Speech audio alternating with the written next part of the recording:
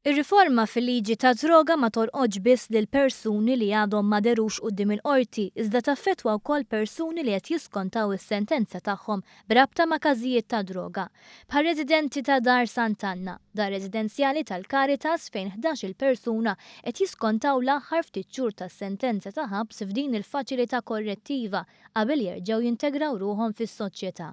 Waqt żjara tal-Ministri Owen Bonnici u Carmelo Abela, ir-residenti qasmu magħhom il-ħsibijiet tagħhom dwar ir-riforma fil-liġi. Dil-liġi ġdida naqbel magħha tagħna li laqatni li ma jaqbdux jitfgħu il-ħabs u xek.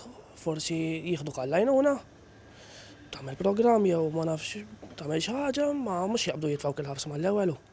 Brandon Patch, residenti fid-dar iħoss li l-fatt li ngħata l-opportunità li jiskonta l-aħħar ftit żmien tas-sentenza tiegħu f'din id-dar residenzjali servitlu ta' ġid kbir. Jiena bdejt droga kelli 15-il sena, bej 14 u 15-il sena, dħalt il-ħabs kelli 18-il sena. Ħriġtu werġa' jitħalt u ħriġtu werġa' jitħalt. Issa fl-aħħar ġejt hawnhekk, jiena nara li di kienet l-opportunità biex forsi nista' nimxi l-qoddim jiena daw jalla jkun hawn ħafna iktar minnhom daw qed jara xejn ħafna nies vera. Dan minħabba s-servizz speċjalizzat offrut. Titgħallem iktar, ħafna gruppi li għalmuk, titkellem ma' nies tiftaħ qalbek magħhom, key workers, counseling, issib ħafna affarijiet.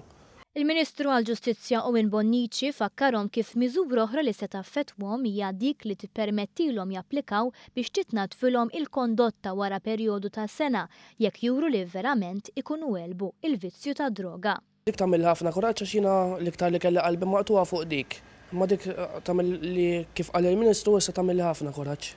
Minnaħa tiegħu il-Ministru għall-Intern Carmelo Abela stqar li għaddejja ħidma biex ikun hemm metodi ġodda ta' kif issir korrezzjoni f'pajjiżna, filwaqt li saħaq li hija priorità tmexxija tal-ħabs li l-abuż ta' droga jitwaqqaf biex il-faċilità korrettiva ta' Kordin tkun iktar sigura u sservi ta' post aħjar ta' riforma.